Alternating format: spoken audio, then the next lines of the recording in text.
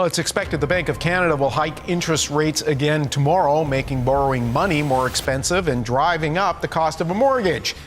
A lot of Canadians are worried that rising inflation and rising interest rates are going to continue to hurt their finances. Well, for a prime minister who said he was going to have the back of Canadians in tough times, it looks like he's turned his back on Canadians wondering about what they're going to do to afford their home heating with the cost of energy rising, while record profits are being made by oil and gas companies. And there are actually food shortages, and they're going to get a lot worse.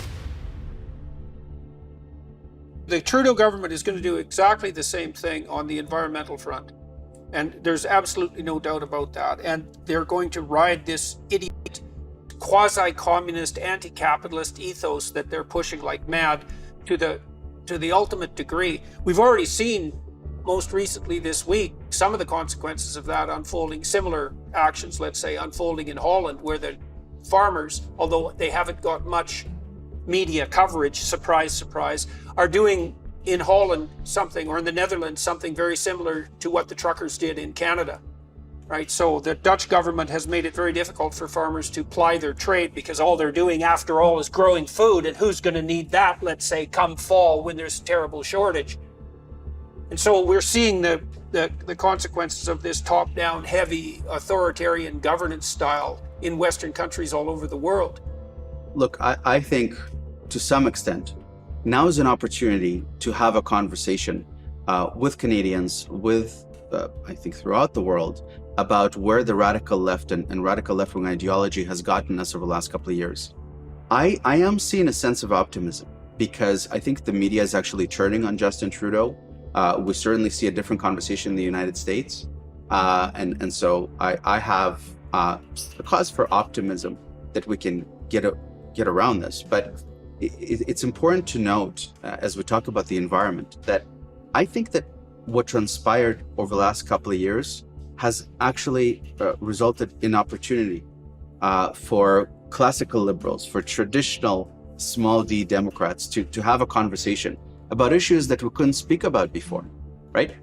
Mm-hmm. I think the left has overplayed its hand. And so now I think Canadian conservatives should feel a lot more comfortable to say things that we otherwise would not have dreamt of saying. For instance, we shouldn't be afraid regardless. Canada could be supplying cheap and reliable energy to the US. We could be doing the same for Europe. We could be doing the same for China. And we could have our cake on the energy front and eat it too. We could provide clean and carefully regulated fossil fuel energy supplies on a global scale. We could make ourselves much more prosperous than we already are by using our natural resources properly. And we could make advances on the environmental front. We know, for example, with the Americans, that they cut their carbon output, for those who are concerned about such things, and I don't happen to be one of them particularly, but they cut their carbon output substantially by turning to fracking and natural gas utilization, and no environmentalist preachers saw that coming. I think Canada's natural resources are a blessing, and we should not let, and I certainly will not let, oil and gas be canceled. And it's important not just for our strategic national interest and our economic bottom line, because that's the only way we're going to get out of our economic hole, but it's also good for the planet, because Canadians can produce and derive energy cleaner and safer than any other nation on earth.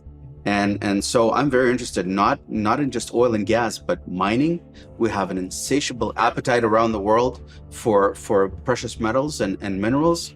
I'd like to look into natural gas as well. I think if you're concerned about the environment, then you should certainly be more interested in transporting oil and gas by pipeline instead of transporting oil by train, which is very, very risky. I think, as we come to think, as we look at this conversation, I think that we can solve almost everything that ails Canada right now with democracy and natural resources. If we just... Yeah, well, it's definitely the case that the Conservatives on the environmental front could be taking the moral high ground back from the idiot environmentalists, because these are problems that we can solve. And the pathway to solving them is actually laid forward quite clearly, not least by people like Bjorn Lomborg, who've produced an extremely detailed roadmap, I would say, of how to move forward in the face of the climate changes that we may perhaps be contributing to. we're obviously going to be able to adapt to them, and they're nowhere near as cataclysmic as the doomsayers have prognosticated constantly from Al Gore onward. So we can do this, and we could do it while ensuring that everyone had abundant resources, that the poor didn't have to freeze in the dark, which seems to be the leftist environmental approach to the problem. It's like, who cares about today's poor when we have poor in 100 years to worry about? Pretty sad bit of moralizing. And obviously this war in Russia with Ukraine and with the West in general has certainly brought home one of the consequences of foolish environmentally predicated energy policy. That's another thing that Canada can play a role in ameliorating. We don't just can do this, we must do this. Yes. Yes. Half of Canadians, there are a lot of estimates even before the most recent inflationary crisis, is that almost half of Canadians were $200 away from not being able to meet their monthly obligations. And so now with the price of gas effectively doubling and the price of everything, and most notably food, significantly increasing, many Canadian families are vulnerable.